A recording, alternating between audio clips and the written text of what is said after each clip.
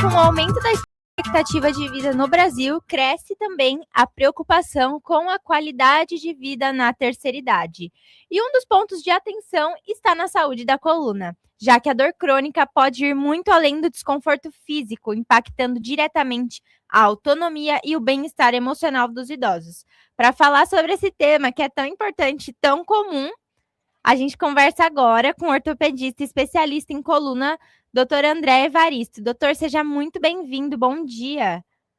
Bom dia, Júlia. Obrigado pelo convite, pela oportunidade. A gente que agradece. Doutor, vamos começar, né? A dor na coluna, ela é algo inevitável com o envelhecimento? Ô, Júlia, eu poderia dizer para você que sim, viu? Assim, estudos populacionais enormes mostram que praticamente 100% da população com idade acima de 65 anos vai apresentar algum grau de degeneração ou de doença na coluna. Sim. E, além disso, toda a população adulta, em algum momento, vai passar por algum episódio de dor lombar ou dor cervical intensa. Então, eu diria que sim, a gente não vai ter como fugir de um episódio de dor como população, e a tendência é que o envelhecimento traga cada vez mais problemas relacionados à degeneração da coluna, Júlia. Sim. E quando que essa dor ela deve ser vista como sinal de alerta? Porque lá na minha casa, minha mãe, ela sentiu uma dor na coluna e ela só se automedicava. Até que um dia ela praticamente parou de andar e aí finalmente ela foi no médico. Então, quando que essa dor ela... preciso ir no médico. Legal. Assim, como você mesmo pontuou brilhante no começo da entrevista, a gente vai passar por episódio de dor na coluna. Então, é importante a gente ter pelo menos esse mínimo de capacidade de discernir ou de entender quando se preocupar. De uma maneira geral, eu digo intensidade e duração. Se você tem uma dor que a intensidade é de moderada ou intensa, você tem que procurar um atendimento médico urgente para ser avaliada. Se você tiver uma dor que ela for fraca, uma dor que seja fraca, mas que ela dure por longos períodos, acima de 3, 5, 7, 10 dias, você também tem que procurar atendimento médico. Então, dores de moderada ou forte intensidade, ou dores que se perpetuem por dias contínuos, tem que procurar atendimento médico precoce para uma avaliação. Sim, e até esse 5, 7, 10 dias de dor, ele acaba impactando na nossa rotina no dia a dia, né? Com certeza que impacta na rotina e impacta no dia a dia. Na verdade, se a gente tiver uma dor um pouquinho mais desconfortável, ela impacta o nosso dia imediatamente. Se você tiver um pouquinho de dor de cabeça, muitas vezes você não consegue nem trabalhar ou produzir e precisa se medicar. Então, a dor, ela é um problema que ela tem que ser encarado com uma certa seriedade. Quando a gente fala de dor crônica, ou pacientes que desenvolvem dor crônica por problemas na coluna, são pacientes que vão ter dor por 7, 10, 15, 20 anos, por um tempo indeterminado, assim, são quadros desesperadores. André, mas hoje esse tipo de paciente tão grave tem tratamento? Tem. Hoje você tem chips, neuromodulação, programação medular, reprogramação de dor, bombas de opioides. Você tem outras opções para o tratamento desses pacientes de gravidade tão extrema. Mas o objetivo é a gente conseguir orientar a população para que esses pacientes graves deixem de existir porque foram tratados antes. Sim. E quais que são os principais problemas de coluna que atingem os idosos? Eu sei que a hérnia é muito comum, né? Sim, então a gente vai ter as doenças relacionadas com a degeneração, então você vai ter escoliose degenerativa, artrose das articulações, espessamento dos ligamentos, compressão da medula por estenose de canal, você tem os problemas dos discos, que nem os abaulamentos, as protusões e as hérnias, a gente tem as instabilidades e as frouxidões que causam muita dor nessa faixa etária, além da perda de massa muscular, do desequilíbrio, da perda de postura, que são outros fatores que são mais facilmente controlados. Então, para ficar para a sua audiência, pessoal, se a gente está buscando um envelhecimento saudável da coluna, ou melhor, das estruturas osteomusculares, das estruturas ortopédicas, a gente precisa de um sono regular de 7 a 8 horas diárias. Tem que fazer controle da resistência à insulina, principalmente através do controle de peso. A dieta anti-inflamatória hoje, que está tão na moda, tem se mostrado cada vez mais eficiente. Em relação à qualidade de vida, as pessoas que me desculpem, mas a verdade é a verdade. O álcool e o tabagismo são extremamente maléficos à saúde. é necessário uma exposição solar e treino de força muscular.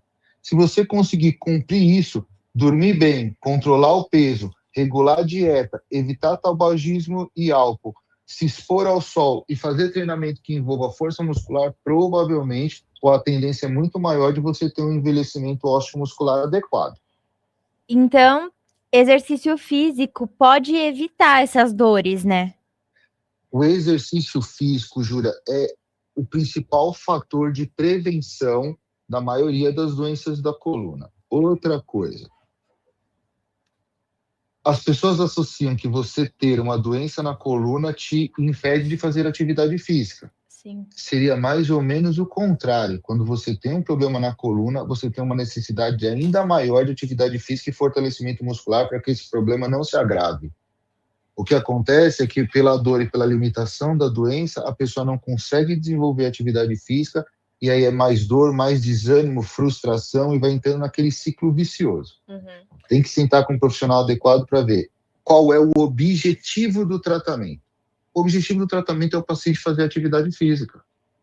Sim. A gente tem que entender o que eu vou precisar trabalhar nesse paciente no meio do caminho. Eu preciso repor, suplementar cálcio, vitamina D, fazer outros tipos de suplementação, eu tenho que fazer uma reposição hormonal para uma sarcopenia, é um paciente de mais idade que eu tenho que repor testosterona. O que eu preciso trabalhar da parte medicamentosa, da parte hormonal, da parte de qualidade de vida? Foi suficiente? Não, não foi. Então eu tenho que começar a tratar as doenças. E tratar essas doenças de maneira precoce. E esse tratamento ele vai de intensidade diferente. Você pode ter bloqueio, infiltração, cirurgias, reconstruções, até que você chegue no objetivo que é devolver esse paciente idoso para a atividade física.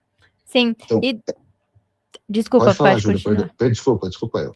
Existe alguma relação entre a depressão e a ansiedade e a dor? Existe. Existe uma forte relação entre a depressão e a ansiedade e a dor. O que acontece é o seguinte, casos de ansiedade extremas ou casos de depressão mais graves, elas podem potencializar a dor que um paciente já tem.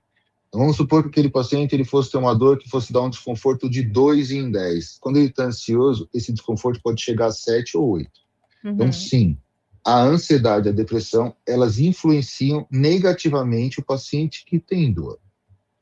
O problema é quando o oposto é verdadeiro. O problema é quando um paciente tem tanta dor que, em decorrência da dor, ele está desenvolvendo quadros de ansiedade e depressão. Então, eu tenho que entender, nesse paciente ansioso com dor, qual é a doença que é primordial. Se esse paciente, o problema dele for a dor, enquanto eu não tratar a dor, ele não vai resolver o quadro depressivo. Esses tipos de pacientes que têm quadros psiquiátricos envolvidos com quadros de dor crônica complexa, sendo a causa ou o efeito, além de patologias da coluna, são pacientes que eles merecem um atendimento por profissionais, digamos assim, mais completos e que saibam entender e analisar as necessidades desse doente. Sim. E quais são os casos que a cirurgia é necessária? Então, de uma maneira geral, a gente teria 2 indicações absolutas de tratamento cirúrgico. 2 indicações de que, assim, eu não tenho para onde correr. É dor intratável e lesão neurológica progressiva. Se eu tenho um paciente que eu tenho uma dor, que eu não consigo controlar essa dor de nenhuma forma, o cara está gritando de dor, um quadro excruciante, eu tenho que resolver de alguma forma de tirar a dor desse doente. A segunda é se eu tenho uma lesão neurológica que está progredindo, então você tem uma perda de força, uma perda de sensibilidade, uma perda de função, impotência sexual, perda de urina, retenção de fezes, perda de fezes na roupa, perda de força muscular nas pernas, perda de força muscular nas mãos, formigamento persistente, tremor de extremidade, perda de coordenação motora, perda de equilíbrio, perda de movimento. Então, se eu tenho uma lesão neurológica que ela está progredindo, ou se eu tenho uma dor que eu não consigo controlar de outra forma, eu tenho que operar esse doente. Sim. O que acontece é que quase 90% dos pacientes conseguem ser acompanhados e tratados sem a necessidade de cirurgia. Sim. Então, a grande maioria a gente consegue tratar sem cirurgia, mas a população tem que entender que os casos que são cirúrgicos, eles são realmente cirúrgicos. Que esses pacientes graves, essas doenças colocam em risco a integridade física, a integridade emocional, a funcionabilidade mínima da vida diária. Sim. Doutor, eu queria agradecer você. É um assunto muito importante. Aqui hoje a gente está com tempinho curto, mas eu queria que você voltasse para falar com a gente logo mais. Já vou até mandar uma mensagem para a assessoria para a gente combinar de você voltar, porque é um assunto que tá na vida de todo mundo, né? Todo mundo vai envelhecer e, na verdade, nem significa que você só vai ter dor na coluna quando você envelhecer, né? Enfim, queria te agradecer. Queria que você passasse uma rede social para que a gente possa te acompanhar e que você deixasse uma mensagem final para os nossos ouvintes. Eu agradeço o convite.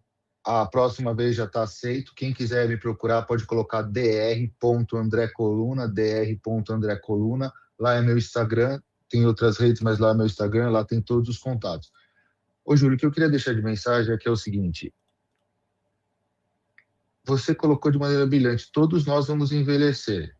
A expectativa do Brasil em 1920 era 41 anos para a mulher. Hoje são 80. A gente praticamente dobrou a expectativa de vida em 100 anos. Só que a gente vai viver esses 100 anos dentro dessa máquina que a gente tem. Então, nós já estamos atrasados nesse conceito de preservar a máquina, porque ela vai durar muito. Agradeço o convite, agradeço a sua entrevista. Foi um prazer estar aqui com vocês. Um beijo e um abraço a todos. Até mais, doutor. Bom fim de semana. Tchau.